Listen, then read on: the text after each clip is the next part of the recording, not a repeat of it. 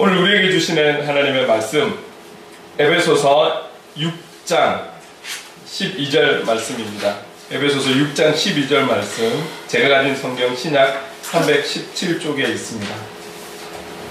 제가 이 말씀을 봉독할 때 또 하나님의 음성을 들으시기 바랍니다. 우리의 씨름은 혈과 육을 상대하는 것이 아니요 통치자들과 권세들과 이 어둠의 세상 주관자들과 하늘에 있는 악의 영들을 상대함이라. 아멘. 저는 오늘 이 본문 한 절이지만 지금 우리는 계속 찬양과 경배, 찬양, 그리고 좀 크게는 또 예배에 관련된 말씀을 나누고 있기 때문에 여기에 조금 맞추어져서 제목을 찬양과 영적 전쟁으로 하고 함께 또 말씀을 나누려고 합니다. 또 우리 각자에게 주시는 또 은혜가 있을 줄로 믿습니다.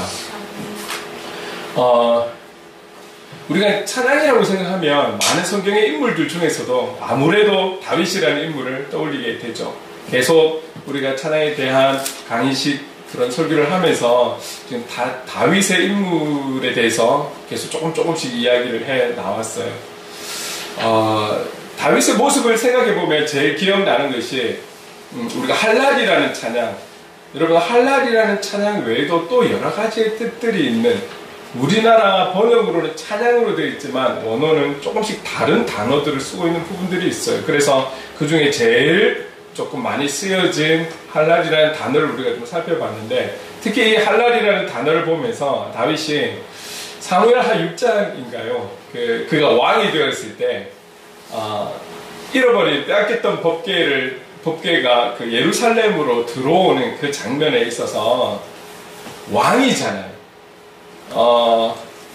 자기가 왕이기 때문에 왕에 대한 어떤 그런 권위, 또 좀 체면, 이런 거를 좀 충분히 지켜야 하는, 지킬 수 있는 위치임에도 불구하고 법궤가 들어올 때만큼은 다윗이 어땠습니까?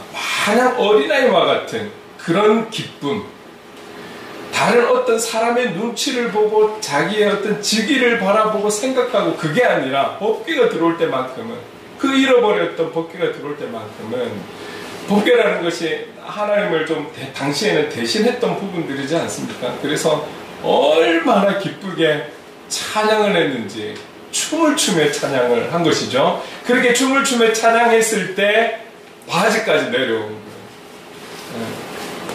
그때 당시는 고무가 있었는지 없었는지 모르겠으나, 네, 밴드가 없었겠죠. 끈으로 묶었겠죠. 근데 그냥 하나님을 찬양하는 거에만 집중을 하고 온 몸과 마음을 다해 전심으로 찬양하다 보니 왕의 바지가 벗겨질 정도로 찬양을 했더라는 것이죠.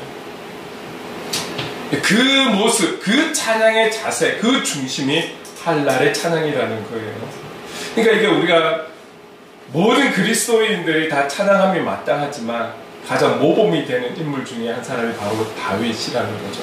자, 그러면 조금 더 다윗을 살펴볼 때, 다윗 그리고 또 유명한 왕이 누구입니까? 다윗의 아들인 솔로몬인 것이죠. 많은 왕들이 유명하지만 그래도 이 다윗과 솔로몬은 참 여러 가지 면에서 뛰어난 왕이었던 것은 사실입니다. 이 우리 그리스도인들만 아는 것이 아니라 세상 사람들도 너무나 잘 알고 또 존경할 만큼의 위대한 인물들이지 않습니까? 근데 이 두 사람을 비교를 좀 잠깐 해보면 어떻습니까?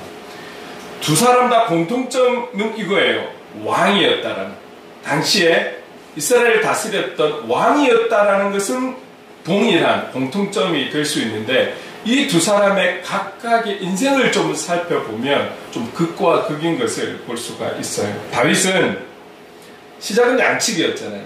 양치기에서 왕이 되었어요. 이 양치기에서 왕이 되는 이 순간까지의 삶이 수직 상승으로 이렇게 삶이 바뀌었다면, 변화되어 갔다라면 참 좋지만, 그가 왕이 되어가는 그 과정도 참 너무너무 어려웠잖아요.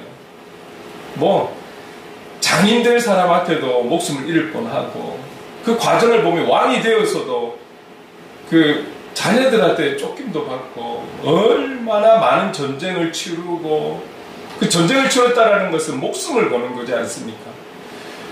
목숨을 잃을 뻔도 하고, 그 위기 속에서 살아서 하나님을 찬양하고, 또 괜찮다 싶으면 또 그 안에 내란으로 인해서 또 위기를 맞고 그 과정이 너무 어려운 거예요. 왕이 되어서도 마찬가지입니다. 왕이 되어서도 늘 쫓김을 당하고 도망가야 되는 그의 인생을 볼 수가 있는 것이죠. 그에 반해서 솔로몬은 어떻습니까? 당대에 아니 지금 아마 모든 인류 가운데 이런 부를 누린 사람이 있을까요? 이런 권력을 누린 사람이 있을까요? 아마 사람으로서는, 인간으로서는 누릴 수 있는 모든 것을 누린 그런 사람이지 않을까요? 뭐 돈이면 돈, 권력이면 권력, 아내면 아내, 뭐 안 가져본 게 없을 거죠. 온 세계가 그를 부러워할 만큼. 그리고 당시에 실제적으로 이스라엘의 솔로몬 시기에는 태평기이고 안정기고 전성기였던 것도 사실입니다. 자, 그런데 이런 모든 것을 누렸다라고 말할 수 있는 이 솔로몬의 그의 인생 후반의 고백이 무엇입니까? 이거예요. 전도서 1장 2절 함께 읽어보겠습니다. 시작. 헛되고 헛되며 헛되고 헛되니 모든 것이 헛되도다. 우리는 안 누려봐서 한번 누려볼 수 있으면 하는 그런 모든 것들, 그런 모든 것들을 누려본 그가 고백하는 것은 헛되고 헛되며 헛되고 헛되니 모든 것이 헛되도다라는 것이죠. 이 고백을 하는 거예요. 그러면 어디에서나 도망의 삶, 생명의 위태로운 그런 인생의 절벽과 같은 늘 그런 삶을 보내었던 그런 다윗은 어떤 고백을 할까요? 참 아이러니하게도 다윗은 오히려 가는 곳곳마다 도망갔던 곳곳마다 위태로운 생명의 위태로운 곳곳에서 주님을 찬양하는 감사로 찬양하는 그 찬양하는 삶이 자기는 부족해서라고 생각인지 모르겠지만 10편 57편에도 보면 또 그 어려움 속에서도 내가 더 하나님을 찬양하겠다 찬양하기로 결단하고 마음을 다지고 이런 장면들을 우리가 볼 수 있는 거잖아요. 여러분 그런 쫓김의 삶, 위태로운 삶을 살았던 다윗은 오히려 찬양의 삶을 살았던 거예요. 모든 것을 대부분 누려본 그는 헛되다라는 깨달음이 있었다라면 위기 속에 살았던 그는 오히려 모든 곳에서 하나님을 찬양했던 삶을 살았다라는 것이죠. 여러분 그렇다면 오늘 우리가 솔로몬과 같은 삶을 살면 참 좋겠지만 그런 사실은 다윗과 같은 비슷한 우리가 신분은 그렇지 않다 할지라도 그런 위기 속에서 살아가고 있잖아요. 여러 가지 시대의 흐름 속에 경제적 어려움 그리고 사회의 어떤 문제들 많은 문제들 속에서 살아간다는 게 참 위험스럽고 걱정이 되고 근심이 되고 염려가 되는 그런 시대 속에서 우리가 살아가고 있는 것이죠. 그렇다면 우리가 본받아야 하는 점은 바로 오늘 이 다윗처럼 실존했던 이 다윗의 삶처럼 그럼에도 불구하고 있는 자리에서 오히려 더 하나님을 찬양하겠노라고 결단하고 결심하고 마음을 다지는 이 다윗의 삶을 닮아가야 하지 않겠습니까? 분명한 것은 다윗의 삶을 통해서 그 고백을 통해서 하나님께서 기뻐하셨다라는 것이죠. 여러분 우리가 개인적으로 또 가정적으로 또 뭐 여러 가지 문제적으로 어렵고 힘든 그런 시간들을 하루하루를 보내고 있다면 우리가 다윗을 좀 닮아가자고요. 그래서 있는 자리에서 더 하나님을 찬양하기로 결단하고 더 하나님을 높이기로 마음을 다지는 그런 우리의 삶의 모습들이 될 수 있기를 간절히 소망합니다. 삶을 살아가다 보면 이런저런 문제들을 많이 겪어요. 그런데 그런 육적인 어려움도 겪지만 특별히 우리 그리스도인들은 누구든지 그것을 인지하든 인지하지 못하든 영적인 부분에 있어서 어려움을 겪고 있는 것이죠. 다시 말하면 영적 전쟁을 치르고 있는 거예요. 그것을 내가 느끼든 못 느끼든 영적 전쟁을 치르고 있는 거예요. 이 영적 전쟁의 상대가 누구입니까? 눈에 보이는 사람, 어떤 환경, 그 문제들, 지금 여러분들이 걱정하는 그런 문제들, 또 걱정하는 그런 사람과의 관계 문제들이 오히려 우리가 싸워야 할 적들이라면 차라리 눈에 보이니까 쉽지만 이 영적 전쟁이라는 것은 그 사람들을 다스리는 또한 또 다른 영적 존재들과 우리가 싸우고 있다는 거예요. 하나님 나라를 대적하고 있는 이 사탄의 세력, 이 사탄의 세력과의 전쟁이 영적 전쟁이라고 할 수 있는 것이죠. 그래서 오늘 읽은 본문에 보면 그 영적 존재, 우리와 싸우는 그 존재에 대해서 분명하게 언급하고 있는 것이 바로 에베소서 6장 12절이라는 것이죠. 우리 같이 한번 한 목소리로 이 구절을 읽어보도록 하겠습니다. 시작. 우리의 씨름은 혈과 육을 상대하는 것이 아니요 통치자들과 권세들과 이 어둠의 세상 주관자들과 하늘에 있는 악의 영들을 상대함이라. 혈과 육을 상대하는 것이 아니다. 이것은 그냥 인간, 사람, 그 환경과 싸우는 것이 아니라 하면서 세 무리에 대해서 지금 이야기를 하고 있어요. 처음에 보면은 통치자들과 권세들, 당시에 그 통치자들과 권세들과 싸우는 전쟁, 이게 영적 전쟁이라는 것이죠. 여러분, 이들은 영지주의자, 그러니까 혼합 종교주의자들, 당시에도 여러 가지 점수를 보는 이런 부분들, 그리고 그 당시에 아주 유행했던 헬라 철학들이라든지, 그리고 또 동양의 신비한 종교 이런 부분이라든지 이런 것들을 섬기는 많은 이들이 있었던 것이죠. 그 모든 것을 허용하는 이런 혼합주의자들이 있었던 것이죠. 이들이 섬기던 그 악한 영의 세력을 의미하는 것이 통치자들과 권세들이라고 이야기하는 거예요. 이들과 영적 전쟁을 치르고 있다라는 거예요. 자, 그런데 성경은 동일하게 이 통치자들과 권세들을 이긴 자에 대해서도 증거하는 구절이 있어요. 어디냐면 골로새서 2장 15절, 이 말씀도 우리 함께 읽어보겠습니다. 시작. 통치자들과 권세들을 무력화하여 드러내어 구경거리로 삼으시고 십자가로 그들을 이기셨느니라. 십자가로 그들을 이기셨느니라. 십자가는 결국 무엇입니까? 예수 그리스도를 이야기하는 거잖아요. 예수 그리스도만이 이들을 이길 수 있는 힘과 능력이 있는 분이시라는 것이죠. 결국 예수 그리스도는 이들을 완전히 정복하고 무릎 꿇게 하시는 분이라고 골로새서 2장 15절은 증거하고 있는 거예요. 오늘날에도 우리가 싸우는 영적 존재는 지금의 통치자들과 권세들과 싸우고 있는 것이죠. 뿐만 아니라 또 어떤 존재가 있다고 합니까? 어둠의 세상 주관자들, 이 세상 주관자들은 당시에 이방 신이나 로마 황제 또는 어떤 영적 세력을 표현할 때 쓰는 그런 표현인 거죠. 어둠의 세상 주관자들. 그래서 이 세상 주관자들의 특징이 무엇이냐면 바로 어둠이라는 것. 그래서 어둠의 세상 주관자들이라고 하고 있는 것입니다. 이 어둠은 결국 지금 에베소서잖아요.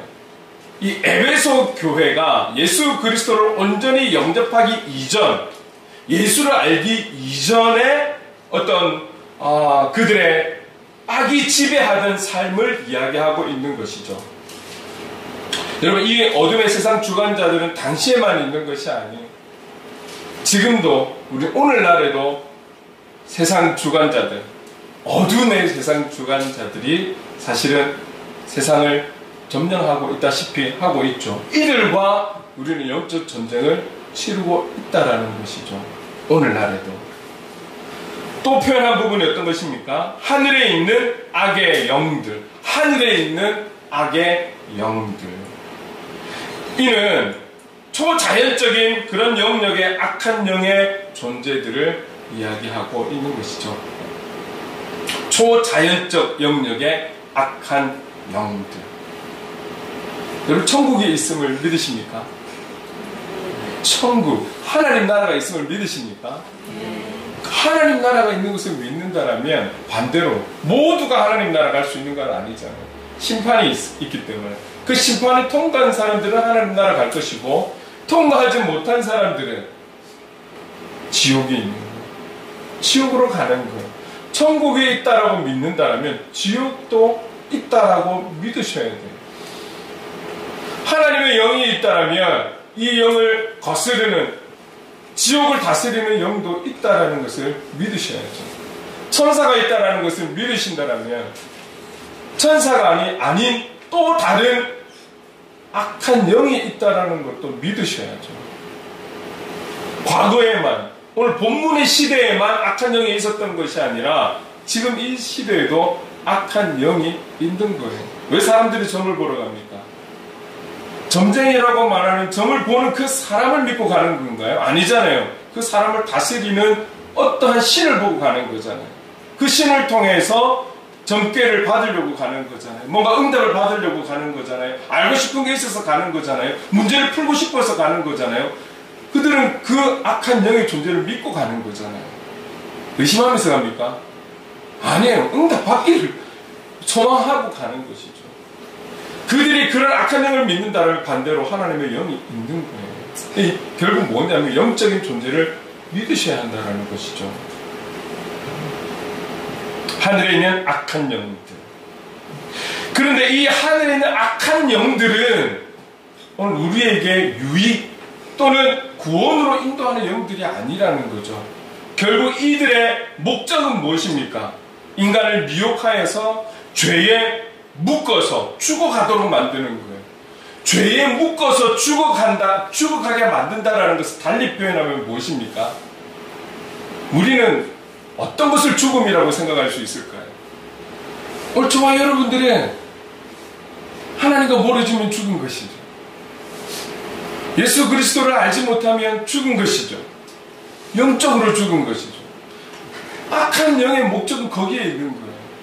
악한 영의 목적은 이 땅에서 사람들이 잘 살고 못 살고 착하고 못하고 이게 아니라 결국은 어떤 방법으로든지 생명이 되시는 하나님의 뜻을 모르거나 그 뜻을 거부하는 그런 삶을 살게 하는 것이 죽이는 것이기 때문에 그들의 목적인 것이죠. 하나님의 말씀에서 떠난 삶이 영적으로 죽은 삶이라는 거예요. 악한 영의 목적이 거기에 있다는 것입니다. 그래서 이런 존재들과 우리는 지금도 오늘날에도 영적 전쟁을 치르고 있는 것을 기억하셔야 돼요. 그런데 우리에게 주신 경고의 하나님의 말씀이 무엇입니까? 베드로전서 5장 8절에 이렇게 말씀하고 있습니다. 함께 읽어볼게요. 시작. 근신하라 깨어라 너희 대적 마귀가 우는 사자같이 둘을 다니며 삼킬 자를 찾나니. 여러분 지금 졸리우는 것도 내가 깨워야 돼요. 싸늘하게 춥게 하면 덜 잘까요? 그 말씀에서 말씀을 멀리하게 하는 영적인 존재가 있다는 것을 우리가 방금 나누고 있는 거예요. 여러분 말씀을 받으셔야 돼요. 나에게 주시는 말씀으로 받으셔야 돼요. 그래서 우리에게 뭐라고 하십니까? 방금 읽었죠. 근신하라. 근신, 몸가짐이나 행동을 삼가해라. 깨어라. 깨어나라. 졸지 마. 자지 마. 깨어야 듣죠. 깨어야 내가 보죠.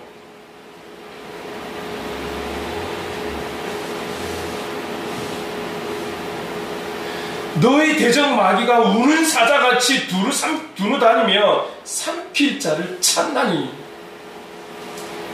과거의 이야기가 아니에요. 지금도 삼킬 자를 찾는 거예요. 삼키움을 당하는 자는 내가 영적으로 삼키움을 당했다 안 당했다는 이렇게 보시면 돼요. 내가 말씀 앞에 서는 것을 기뻐하고 비록 부끄럽고 회개할 게 많지만 그 말씀 앞에 선다라는 것이 부담스러우면 내가 삼킴을 당하고 있는 거예요. 지금 우리에게 생명이 있다라는 것, 하나님이 주신 생명이 있다라는 것을 우리 스스로 점검하려면 어려운 상황과 환경임에도 불구하고 내가 찬양을 하고 있는지, 찬양하기를 원하는지, 말씀을 보려고 하는 것인지 우리 자세를 보면 돼. 우리 삶의 모습을 돌아보면 알 수 있어요. 사단은, 악한 영은, 어둠의 영은, 어둠의 권세자들은 절대 하나님 말씀 앞으로 가까이 가도록 도와주는 영이 아닙니다. 기억하셔야 돼요. 지금도 이 말씀이 우리에게 적용이 되고 있습니다. 근신하라, 깨어라, 깨어라. 그래서 저에게 주시는 말씀이에요. 저에게 주시는 말씀.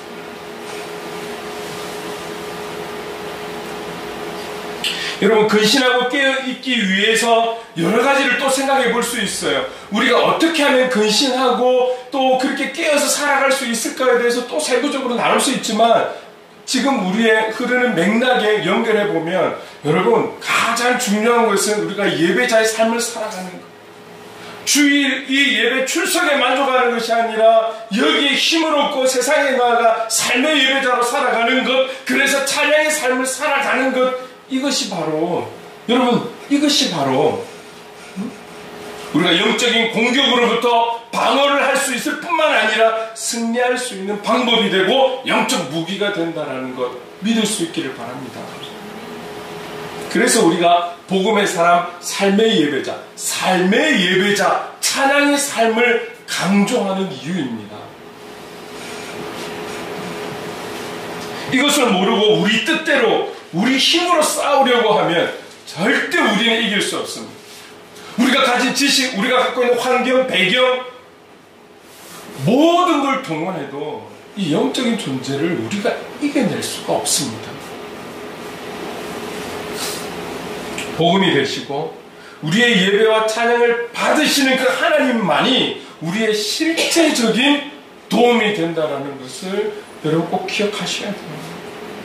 우리의 모든 상황과 환경, 영적 전쟁 속에서 우리를 승리케 하실 수 있는 분은 유일하게 오직 우리 주님밖에 계시지 않음을 여러분 믿으셔야 해요. 그런데 사무엘 4장의 내용에 보면 우리가 살아가는 그 삶의 자세가 불량하거나, 그리고 여호와의 제사, 다시 말하면 예배를 등한시하거나 멸시한다라면, 여러분, 삶의 예배자를 우리가 강조하는데 그 예배자의 모습을 등한시하고 멸시한다라면 우리는 영적 전쟁에서 절대 이길 수 없습니다. 절대 이길 수 없습니다. 또 한 번 더 법궤에 대해서 이야기를 한다라면, 이 사무엘상 4장에 보면 구약의 하나님을 대신하는 이 법궤가 전쟁터에 갔음에도 불구하고, 하나님께서 함께 하시는데도 불구하고 전쟁에서 졌어요. 전쟁에서 졌을 뿐만 아니라 당시에 제사장이었던 두 아들도 그 자리에서 죽게 됩니다. 그리고 법궤 맞아서 적군에게 뺏겨버리는 거예요. 그러니까 결국은 아주 치욕을 당한 거예요. 깨끗하게 져버린 거예요. 결국 뭐냐면, 하나님의 영광이 떠나면 어떤 형식과 웅장함과 육적인 것을 다 갖춘다 할지라도 하나님의 영광이 떠나면 지는 거예요. 우리가 그 어떤 제사, 예배를 드린다 할지라도 교회가 웅장하고 멋있고 엄청난 성가대와 풀 오케스트라와 악기와 성가대와 찬양팀을 다 동원한다 할지라도 하나님이 그곳에 계시지 않으면 그들의 놀이에 불과하는 것이죠. 제가 청년들 모임에 소수이지만 여러분들의 모임 가운데 주님이 함께 하시지 않으면 그냥 여러분들의 친교, 어른들 이야기를 하면 어른들의 우리의 소그룹 관계에서도, 우리의 그 나눔 속에서도 주님이 함께 하시지 않으면 그냥 개모임하고 똑같은 거예요. 친교. 주님이 함께 하실 때 생명력이 있는 것이죠. 주님이 함께 하실 때 역사가 나타난다라는 거예요. 영적 전쟁도 마찬가지입니다. 그 주님이 함께 하시지 않으면 이 전쟁은 불보듯 뻔한 전쟁이 되는 것이죠. 제사의 핵심, 예배의 핵심, 결국 하나님과의 이 만남을 우리가 등한시한다면 우리는 영적 전쟁에서 이겨낼 수가 없어요. 여러분, 이 자리에 오실 때 기쁨과 감사함과 기대함과 어떤 환경에 대한 거 아니잖아요. 사람을 놓고 기대하고 오는 거 아니잖아요. 비록 여러 가지로 열악한 환경이지만 그러나 이 자리에 임하신 주님을 만나기 위해서 온 거잖아요. 주님을 만나기 위해 오셨다면 만나세요. 이분을 만나지 못하면 우리는 한 주간 승리할 수 없어요. 이 영적 존재와 관계를 생각하지 않는다라면 우리의 영이 힘들어지는 거예요. 자, 그러면 영적 전쟁에서 패배할 수밖에 없는 이유, 영적 전쟁에서 패배케 하는 그런 요인들이 있는데 그 요인들이 어떤 것인지 조금 한번 살펴보기를 원합니다. 먼저 죄예요. 죄는 여러 가지 이야기가 있을 수 있지만 성경의 한 군데를 한번 볼게요.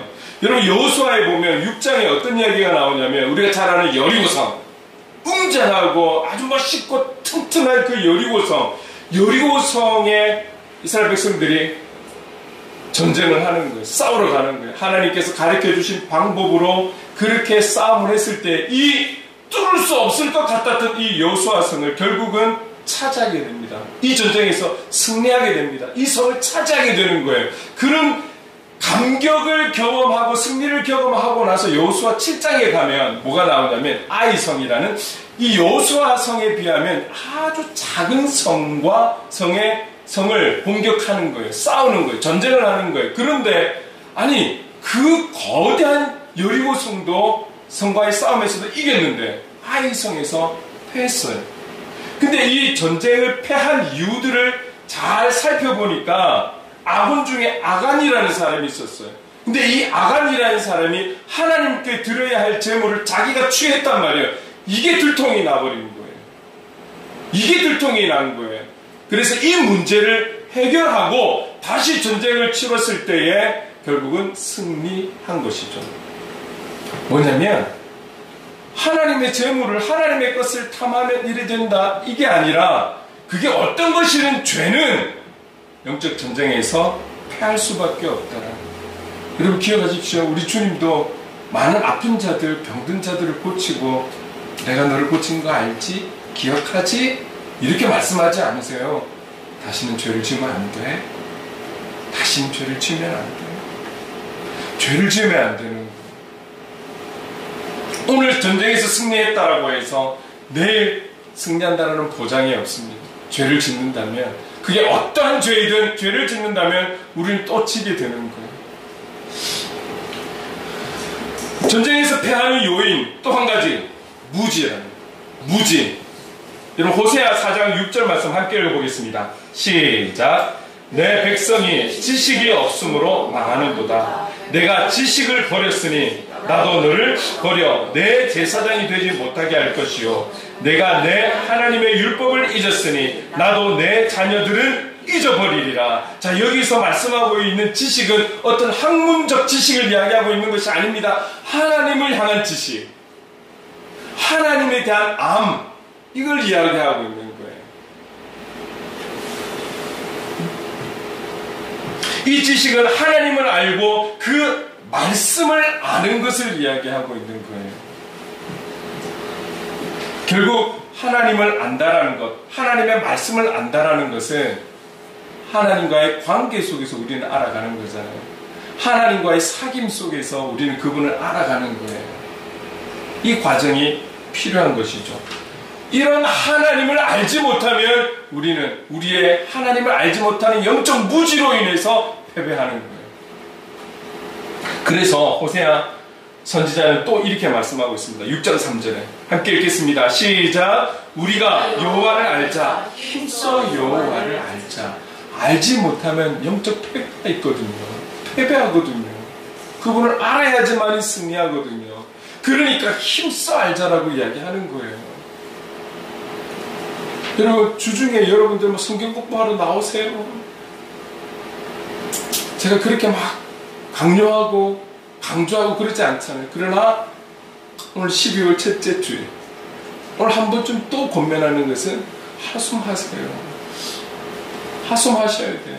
어제까지 못했던 거에 매달리지 마시고 오늘부터 하세요. 우리의 이러한 힘써 알아가는 수고가 없이는 무지로 인해서 우리는 영적으로 패배한다니까요. 그러면서 또 호세아 선지자는 이렇게 이야기하고 있습니다. 6장 6절 함께 읽겠습니다. 시작. 나는 인애를 원하고 제사를 원하지 아니하며 번제보다 하나님을 아는 것을 원하노라. 예배를 드리고 주일을 통해서 그리스도인으로 살아간 지가 5년이 되고 10년이 되고 20년이 되어도 그분을 알지 못하는 거예요. 일단 그분은 구원을 받은 존재일까요? 교회만 열심히 나오고 수고하고 봉사하고 섬기면 천국에 가는 것일까요? 주님을 알아야 돼요. 주님의 마음이 무엇인지를 알아야 되고 주님의 뜻을 알아야 돼요. 다른 사람에 대해서는 모른다 할지라도 적어도 나에 대한 하나님의 그 마음, 하나님의 뜻, 나를 구원해 주시고 세워주시고 이끌어 주시고 인도하시는 그분이 어떤 분인가에 대해서 우리는 알아가야 되는 것이죠. 화려한 예배와 제사보다도 주님이 원하시는 것은 나를 알기를 원하는 거예요. 이 예배를 통해서 너희들이 나에게 한 걸음 나아왔니? 여러분, 저도 그 과정 속에 있어요. 너무 감사한 것이 전도라는 시간을 통해서 제가 뭐 나눠주기 이게 문제가 아니고요. 제가 조금씩 주님의 마음을 알아간다는 것, 조금씩 주님 마음을 알아간다는 것.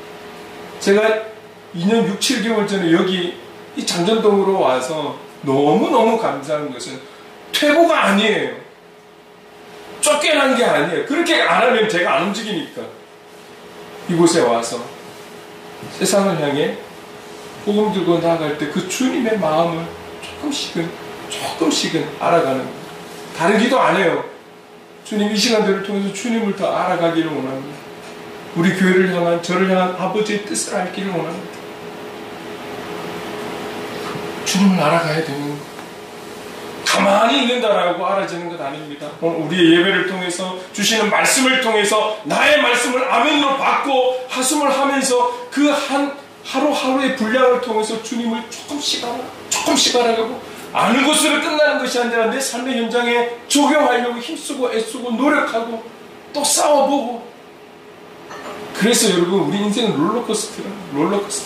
그렇게 가는 거예요. 싸워가는 거예요. 반복적인 것 같은데 그렇게 가는 거예요. 그런데 오늘 뒤를 돌아보면 과거보다는 성장해 있는 우리의 모습들을 보게 될 것입니다. 하나님은 그걸 기뻐하시지 않을까요? 주님을 알아가기 위해 싸워가는 우리의 자세를 하나님 기뻐하시는 거예요. 무지도 우리를 패배로 이끕니다. 죄도 우리의 패배를 이끕니다. 또 한 가지 이야기를 한다면 이거예요. 하나님을 향한 불신과 여러 가지 살아가면서 오는 두려움, 위기감, 염려, 자포자기. 아이, 뭐 11개월 동안 못했는데 이제 안 해도 되지. 뭐. 자포자기 하면 안 돼요. 오늘부터 또 시작하는 거예요. 그래서 여러분, 내년에도 계속 쓰실 수 있는 거예요. 하나님의 말씀을, 여러분 66권 이거는 우리 평생을 봐도 모르는 거잖아요. 못 깨닫는 거잖아요. 계속해서 반복적으로 봐야 돼요. 근데 참 신기하죠. 100번을 읽고 200번을 통독한 분들이 더 읽으려고 그래요. 또 왜요? 그 말씀을 아니까, 말씀의 맛을 아니까, 말씀에서 주신 은혜를 아니까. 근데 안 읽는 자는 계속 안 읽잖아요. 계속 도전하기 힘든 거예요. 일독하기가 힘들어. 하숨 한번 1년 하는 게 힘들어. 오늘부터 하는 거예요. 자포자기는 하나님 뜻 아니에요. 걱정, 염려, 앞서 걱정하고 염려하고 근심하는 거 하나님 주시는 마음 아니에요. 어둠의 영이 주는 거예요.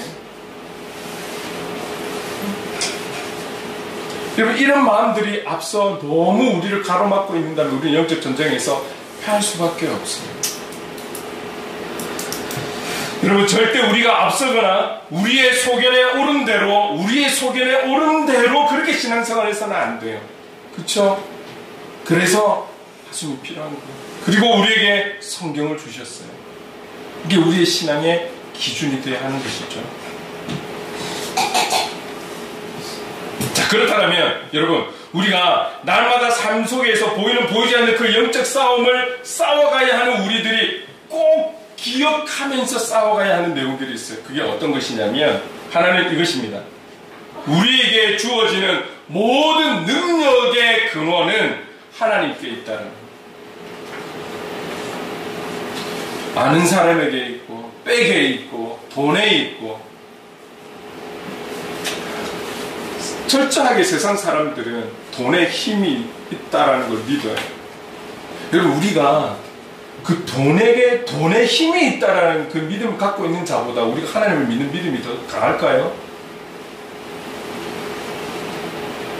이 돈이라는 게 그만큼 위력이 있는 것 같아요. 그거 어떤 것보다. 분명한 것은 우리 되게 하는 것은 돈이나 명예나 어떤 권세가 아니라 그 능력을 가지신 하나님. 우리가 할 수 있는 하는 모든 것의 능력은 하나님께로부터 온다라는 것. 여러분 꼭 기억할 수 있기를 바랍니다. 보세요. 지금 우리가 계속 경배와 찬양 예배를 이야기하고 있어요. 여러분, 이 경배와 찬양 하나님을 높이는 그 어떤 우리의 모든 표현이 능력이 있는 거 아니에요. 찬양 자체에, 찬송 자체에 능력이 있는 게 아니에요. 그 찬양 중에 임하신 하나님의 능력이 있기 때문에 여러분 예배 자체가 어떤 능력이 있는 거 아니잖아요. 그러나 그 기뻐하시는 예배 가운데 임재하신 하나님의 능력이 있기 때문에 놀라운 역사가 나타나는 것이죠. 우리가 삶의 예배자가 되어야 되는 이유가 무엇입니까? 그 삶의 예배자가 되는 그 자리에 주님께서 임재하시기 때문에 우리를 통로 삼으셔서 하나님의 일을 하시는 것 아니겠습니까? 그 자체에 뭔가 힘이 있고 능력이 있는 것 아니에요. 여러분, 기도도 마찬가지입니다. 기도 자체가 힘이 있습니까? 그러면 다른 종교를 믿고 있는 사람들도 다 기도하는데 기도하는 자들에게는 능력이 있는 것입니까? 아니요. 우리가 하나님의 이름으로, 주님의 이름으로 기도할 때에 임재하신 그 하나님의 능력이 우리를 변화시키는 거죠. 우리에게 힘이 되어주시고 용기를 주시고 담대함을 주시는 것이죠. 그럴 때 우리가 감당할 수 있는 거잖아요. 어떤 무엇에 힘이 있는 것이 아니라 하나님에게 능력이 있다는 사실을 우리는 꼭 기억해야 되는 거예요. 그리고 또 한 가지, 하나님의 이름에 하나님의 권세가, 능력이 있다는 것을 꼭 믿으시기 바랍니다. 여러분, 다윗과 골리앗 이야기는 우리가 잘 알아요. 세상 사람들도 너무 잘 알아요. 그래서 작은 고추가 맵다 뭐 이런 표현들도 하잖아요. 그래서 물맷돌로 이 거인을 쓰러뜨렸다 라고 사실 여기까지는 사람들이 알아요. 그런데 세상 사람들이 알지 못하는 다윗의 준비가 있어요. 그게 무엇입니까? 같이 한번 읽어볼게요. 사무엘상 17장 45절 함께 읽겠습니다. 시작. 나는 만군의 여호와의 이름 곧 네가 모욕하는 이스라엘 군대에 하나님의 이름으로 내게 나아가노라. 이미 물맷돌 이전에 그 골리앗 앞에 설 수 있는 용기와 담대함은 물맷돌이 있어서 용기가 나는 것이 아니라 그 용기를 주시고 담대함을 주시고 확신을 주시는 그 하나님, 그 하나님의 이름으로 다윗은 나가는 거예요. 그리고 도구로 물맷돌을 쓴 거죠. 세상 사람들이 이것을 몰라요. 물맷돌에 능력이 있습니까? 아니요. 하나님의 이름으로 앞에 선 그 자체에 이미 능력이 임한 거잖아요. 이거를 몰라요. 여러분, 그 이름에 능력이 있습니다. 신약에 와서도 마찬가지입니다. 여러 사도들, 그리고 사도 바울은 귀신을 쫓아내는 거예요. 질병을 고치는 거예요. 고치는 거예요. 그때마다 그들이 외친 것은 다른 어떠한 것이 아니에요. 예수 그리스도의 이름이었습니다. 사도행전 3장 6절 같이 함께 읽겠습니다. 시작. 베드로가 이르되 은과 금은 내게 없거니와 내게 있는 이것을 내게 주노니 나사렛 예수 그리스도의 이름으로 일어나 걸으라 하고. 할렐루야. 사도들에게 능력이 있는 것 아니에요. 사도들이 알고 있고 믿고 있고 확신하는 예수 그리스도의 이름으로 선포할 때에 안전뱅이가 일어선 거예요.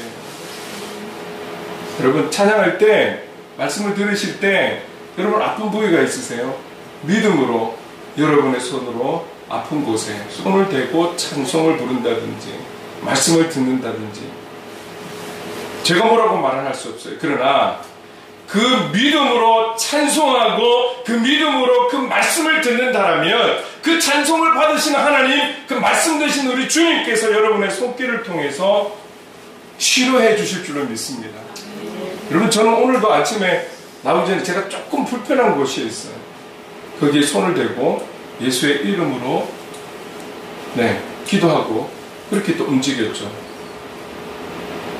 그렇기 때문에 병원에 가지 마라 이런 거 아니에요. 하나님은 이 모든 과학들을 세우신 분이시잖아요. 의학들을 세워가신 분이시잖아요. 그렇다면 필요에 따라 또 여러분 치료를 받으셔야 돼요. 그러나 항상 마음에는 그 먼저 위에 하나님의 능력의 손길이 임할 수 있도록 기도함으로 가셔야 됩니다. 여러분, 그렇게끔 그 이름에는 사탄의 군대를 무너뜨릴 수 있는 권세가 있습니다. 어떠한 묶임에서 자유케 하는 능력이 있습니다. 어떤 질병이라도 치료할 수 있는 능력이 예수 그리스도 그 이름에 있는 줄로 믿으시기 바랍니다. 아멘. 주님이 항상 고쳐주실 때마다 또 많은 경우에 내 믿음이 너를 낫게 했다. 지금 기도해주고 만져주신 그 예수 그리스도에 대한 분명한 믿음, 이분이 나를 만지실 때 이분의 옷깃에만 스쳐도 나는 나을 것이야 라는 믿음이 있을 때 그 믿음이 너를 구원했다, 치료했다, 낫게 했다, 회복했다. 여러분, 그래서 오늘 먼저 믿은 우리가, 먼저 확신을 가진 우리가 그럼 세상 보십시오. 우울하고 여러 가지 정신적 질병이 너무나 많은 이 세대 가운데 전문인의 손길이 필요하고 치료도 받아야 되겠지만 이 모든 것 뒤에 하나님의 이 예수 그리스도의 이 이름의 능력이 우리를 통해 흘러가기를 간절히 소망하는 거예요. 그런 마음으로 여러분들이 직장에서, 일터에서, 학교에서 그렇게 살아가셔야 돼요. 그래서 우리가 그 자리에 있는 것이죠. 그 이름의 능력을 우리는 온전히 믿어야 하는 것이죠. 믿어야 하는 거예요. 여러분, 제가 사실 심각한 그 비염이 있었어요. 심각한. 그래서 우리 성도님들 계실 때 이야기했는지 모르겠지만 과거에는 제가 지휘도 같이 곁들여서 부교육자를 했기 때문에 한번 발동이 되면 콧물이 멈추지를 않아요. 정말 힘들었어요. 저기 수도꼭지를 틀었다라는 그 말 뜻을 저는 알아요. 이게 한번 좀 견뎌보려고 어떻게 해도 이게 한번 발동이 되면, 근데 이 지휘자들은 보통 또 찬송가 부를 때 앞에 나가서 지휘를 해야 되거든요. 지휘를 하는데 한 손에는 찬송가, 한 손에는 지휘. 그래서 나가기 직전에 마른 휴지로 콧구멍까지 다 닦고 나가요. 그렇게까지 신경 써요. 이게 느낌이 왔을 때. 근데 찬송가 1절만 끝나면 얼마나 좋아요. 2절 느낌이 와요. 3절 흐르는 게 느껴져요. 4절에는 찬송 저도 같이 부르면서 해야 되는데 이거 못하잖아요. 이거. 그럼 이제 제가 뭔가 느낌이 안 좋으면 제가 머리가 숙여져요. 자꾸 이렇게 숙여요. 얼마나 좀 부끄러울 때가 많은지 몰라요. 그래서 사실은 제가 어느 은혜의 자리에서 하나님께서 회복을 시켜주신 거죠. 거의 계절이 바뀔 때마다 약을 달고 살았어요. 근데 어느 순간 그 은혜의 시간 이후로 거의 약을 먹지 않고 조금 어쩌다 한번 느낌 올 때 먹고 거의 먹지 않아요. 하나님의 이름, 예수 그리스도의 이름, 여기에 능력이 있음을 믿으시기 바랍니다. 또 한 가지는 하나님의 말씀에 하나님의 능력이 있습니다. 여러분들이 듣는 그 말씀, 읽으시는 그 말씀, 외우시는, 암송하시는 그 말씀, 다독하시는 그 말씀, 묵상하시는 그 말씀의 능력이 있습니다. 말씀은 예수 그리스도인 줄로 믿으시기 바랍니다. 그 말씀의 능력이 있는 거예요. 이 말씀의 능력의 통로가 무엇이냐면 기도와 찬양입니다. 그래서 나의 말로 많은 고백으로 기도도 할 수 있지만 이 말씀으로 기도하고 찬양으로 하나님 앞에 또 나아갈 수 있는 거거든요. 그래서 특히 이 찬양은 무엇입니까? 여러분, 다윗이 굴속이면 굴속, 도망다니는 곳이면 도망다니는 곳, 생명이 위태한 곳이면 그 위태한 곳에서 하나님을 찬양한다라는 것은 그 자리에 찬양을 받으시기에 합당하신 분을 초청하는 거예요. 신령과 진정으로 예배하고 찬양하는 곳에 주님이 오시는 거예요. 왜? 지금도 그분은 요한복음 4장에 있는 말씀을 통해서 그런 예배의 초소, 그런 예배자들을 찾으신다고 말씀하시거든요. 다윗이 그 간절함 속에서, 생명의 위태로움 속에서도, 아들에게 쫓기는 그 부끄러운 삶 속에서도 먼저는 하나님을 찬양할 때 그 자리에 하나님께서 임재하시는 거예요. 하나님을 초청하시는 거예요. 그 하나님께서 위기 속에서 가만히 두시겠습니까? 어떤 절벽과 같은 그 위태로움 속에서 가만히 두시겠습니까? 문제를 풀려고 자신의 능력으로 애쓰는 것보다 그 문제의 해결자가 되시는 하나님을 초청하는 것이 더 지혜로운 자 아닙니까? 그래서 다윗은 가는 곳곳마다 하나님을 찬양합니다.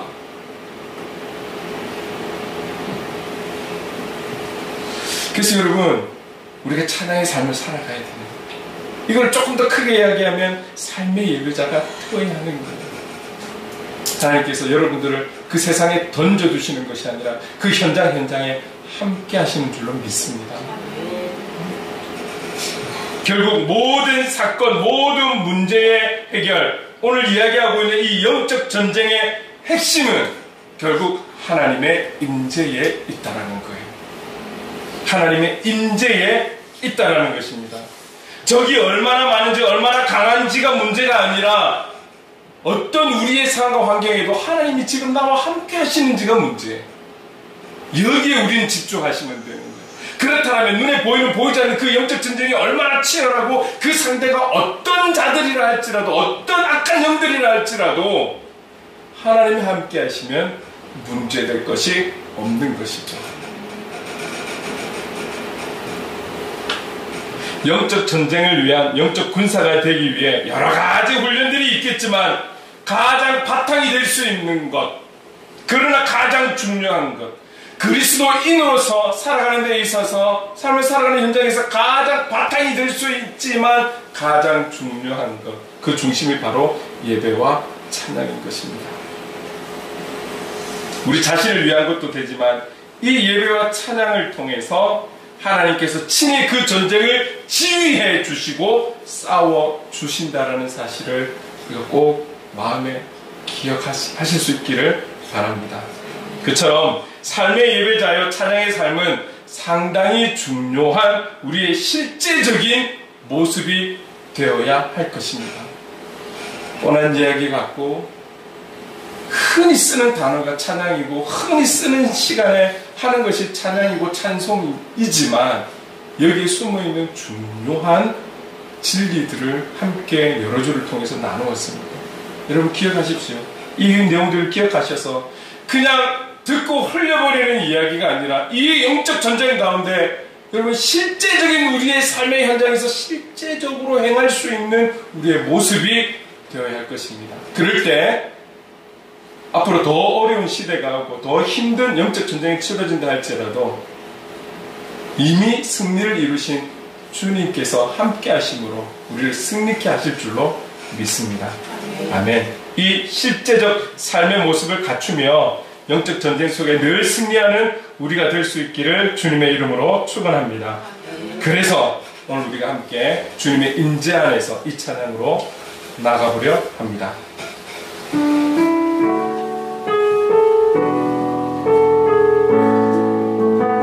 내 모든 것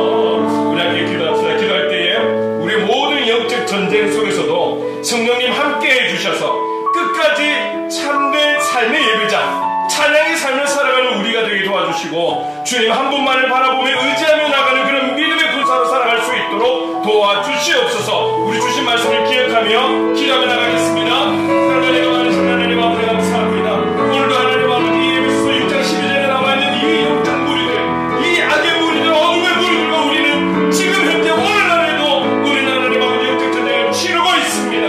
하나님 아버지 이들의 목적은 주님 곁에서 하나님의 말씀 곁에서 찬양의 삶에서 떠나기를 하나님 아버지 이들이 원하는 것 아니겠습니까? 그럴 때 우리는 하나님과 멀어질 때 생명이 끊어지는 것이고 주나 무엇이 하나님과 다를 바 있겠습니까? 주님 생명이 되시고 능력이 되시고 우리의 힘이 되시고 소망이 되시고 도움이 되시는 그 주님 앞에 나가기를 원합니다. 그 주님의 인자 심 속에 우리가 살아가는 그런 영적 전쟁의 승리의 삶을 살아갈 수 있도록 도와주시옵소서. 다윗이 우리의 삶의 모범이 됩니다. 어디를 가든지 무엇을 하든지 어떤 상황이든 환경이든 기쁠 때나 슬플 때나 어려울 때나 고난당할 때나 위험에 처했을 때나 어떤 때든지 주님을 찬양했던 다윗의 이 모습을 바라보며 하나님 아버지 우리도 그렇게 살아가는 삶의 예배자 되기를 원합니다. 우리도 그렇게 우선순위를 두는 하나님의 사랑으로 살아갈 수 있기를 간절히 소망합니다. 주님과 함께함으로 말미암아 하나님 이 모든 치료할 영적 전쟁을 승리로 싸워갈 수 있는 승리할 수 있는 우리 모두가 될 수 있도록 주님 인도하여 주시옵소서. 주님이 아니고서는 우리는 이게 될 수가 없습니다. 우리의 없다함이 아닌 주님의 그 인재 가운데 하나님 아버지 주님과 함께하는 우리의 삶이 될 수 있도록 끝까지 그렇게 나아가는 승리한 우리 삶이 될 수 있도록 주님 인도하여 주시옵소서. 주님 감사합니다. 그런 찬양의 삶, 그런 찬양의 제사 하나님 드릴 수 있는 우리 구역의 공동체가 되기를 원합니다. 성령 하나님 함께하여 주시옵소서. 주님 우리의 예배와 찬양을 기뻐 받으시는 주님께서 우리의 힘이요 능력이 되는 줄 믿습니다. 그 주님께서 우리의 도움이 되시는 줄 믿습니다. 찬양 중에 임하시는 주님께서 우리와 함께 하심으로 영적 전쟁의 승리자로 하나님께 영광 돌리는 그런 참된 그리스도인의 삶을 살아갈 수 있도록 인도해 주시옵소서. 예수님의 이름으로 기도드립니다. 아멘.